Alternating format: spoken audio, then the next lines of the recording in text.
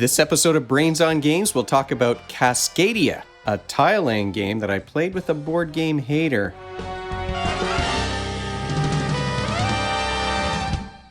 Welcome to Brains on Games. I'm Dr. Brian McDonald, and this episode we're going to talk about Cascadia, which is a tile-laying game that came out a couple of years back. Now, why am I talking about a game that's a couple of years old? Well, the reason is I was on a holiday in Montreal with my wife, so I didn't have anyone to try a board game with. She does not like board games. She doesn't want to learn about new board games. So I was on the lookout for a game that maybe I could convince her to play, and Cascadia fit the bill. Cascadia is a game. Here's the box. Cascadia is a game for between 1 and 4 players. There are solo rules. You can play this game with kids aged 10 and up, and games only take 30 to 45 minutes. Let's take a deeper look at Cascadia. Cascadia is a light tile laying game. What you're trying to do is place habitats so that you can get a large grouping of forests or mountains, for example, and place wildlife on those habitats to earn the most victory points. And it's a game where the scoring systems are randomized. So at the beginning of the game, you're going to be drawing cards that indicate what kinds of patterns you have to make with the wildlife in order to earn the most points. So you might want groups of 3 or 4. You might want to make sure that birds aren't next to each other. You want to spread out those hawks. It's a game that takes place in the Pacific Northwest. So when I opened the rulebook and saw a little sliver of British Columbia on the map, there's a Canadian connection, and I like that. So the scoring is a puzzle. You're placing tiles, and then you're trying to get animals in groups with different shapes or a different number of animals adjacent to one another. But of course, I'm playing this game with someone who doesn't want to learn about complicated board game rules. She doesn't care about those board game rules. So luckily, in the box, there's a special card where you don't have to do an individual puzzle for each animal type. Instead, there's a family variant where you're just trying to get groups of 1, 2, or 3. You could flip this card over to the intermediate variant where instead it's only 2, 3, or 4 pairs of the same kind of wildlife that are going to earn you those points. So you're earning points from the wildlife. Those cards are going to be at the top of the table so everyone can see and remember them.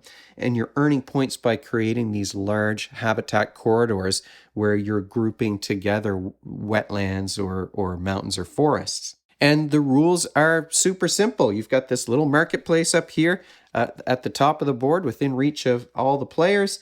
I'll put the scoring card back up here again. You've got these 4 tiles, 4 wildlife tokens. What do you do on your turn? You draft one of the tiles, you place it in your habitat. What are the rules for placing those tiles? Well, they have to touch one of your other tiles. You can't just place one in the middle of the board. And like I said, what you're trying to do is create these large groups. And then you're taking a wildlife token that may or may not match. I can't place a hawk on this tile that I just drew, but I do have one spot where I can put a hawk over here. So each of the tiles has a picture of an animal on it that shows what animals can go in that habitat. And there's a large stack of these tiles for you to draw from. The game ends once you no longer have enough tiles to replace the one that you took. And then you're going to start adding up those points. You're going to get points for connecting together those habitats, and then you're going to look at the groupings of animals and score points for each one. You also get some points if you have the largest, the majority, you might say. If I've got 12 of these forest tiles together and my wife only had 10, I'm going to get a couple of extra points for having that larger corridor on my board. Of course, once you've drawn, you replace your tile and you replace the wildlife token. They're all shuffled up in this great big bag. So you grab one of these at random, and then the next player will get to take their turn. This is a puzzly game. If you're playing it with somebody who likes puzzles, I think it's going to be appealing. And the reason for that is that you're really doing 2 puzzles at the same time. The puzzle of the habitats where you're creating those large groupings, and the puzzle of placing the animals in a way that's going to earn you some points. So we are talking about a game that really exercises and calls for visual spatial reasoning or spatial problem solving. this is a puzzle, and when you're assembling puzzles, you're using those visual spatial skills. You also do need to think ahead and plan ahead a little bit. It is a strategy game. There's some executive functioning involvement here. And executive functioning, of course, is all about planning and tackling things in an organized way. But mainly we are talking about a visual spatial game. Final thoughts about Cascadia. Well, this is a game, I mean, what a quick video, right? It takes like 30 seconds to explain how to play this game. Simple drafting, simple puzzle assembly, and then you're just trying to set the patterns up to earn those points. The components are great with linen finish on the scoring cards, and the variability in the scoring cards, that does add to the replayability. It gets complicated, much more complicated when you're talking about setting things up in only certain shapes as opposed to just trying to create groups of 3 animals. So I did really like the fact that you're doing 2 puzzles at the same time and you're kind of trying to manage those 2 puzzles and place things in the way that you're going to earn the most points. But I also like that it's a game that's very simple to learn and very simple to teach and understand. So it's perfect for someone who's not really into those board games. And like I said, if you like puzzles, it's probably going to be appealing to you. You've got also great components. So, I mean, I do like that we're using wooden chips here and that cloth bag. You've got the linen finish on the cards and the nice artwork. You've got nice solid tokens here for the tiles. So when you combine those variable scoring rules, the artwork, and the fact that this is a fast game to teach, learn, and play, that's a winner when you're trying to bring people into playing a board game when that's not their preferred thing to do. Now, are there downsides to Cascadia? Well, one that might be a downside for some players is that there is 0 player interaction.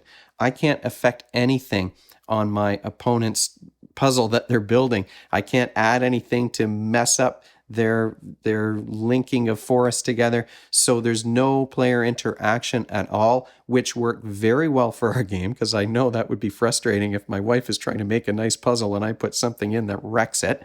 So the 0 player interaction worked for us, but for some players, it's not going to work as well. And I know if I'm playing with other board gamers, I do like to have some player interaction in those games. But it worked very well for my wife and I, who's not a board game lover. The other thing I would say about Cascadia, but you could probably say this for almost any board game, it is difficult to play this game on a hotel room bed. We didn't have a table to play it on because we were away. There wasn't a boardroom or anything open where we could set this up on a table. So we were stuck playing it in our hotel room on a mattress. And if we moved too much, the pieces would slide and the puzzle would fall apart. But that's a very unique situation, and it's not going to apply 99.9% of the time when you're playing a board game. So I think Cascadia is a winner in terms of tile laying, puzzly kinds of games without any take that kinds of mechanisms, and with those great components and the simple rules. You're going to be able to play this, I think, with non-board gamers as well as gamers who like more strategic, more complicated victory point mechanisms. If you have any questions about Cascadia or any suggestions for Brains on Games, you can, of course, leave them in the comment section of the video below, or you can email me at brian@brainsongames.ca. Brainsongames.ca is the website. That's where future episodes will go. The previous ones are up there already. Brains on Games is the Twitter handle and the Facebook page and the Instagram feed, so we're all over the place. And if you enjoyed this video and you want to be notified of future ones, you can head on over to YouTube and click that subscribe button. Thanks for joining me, and hopefully I'll see you next time.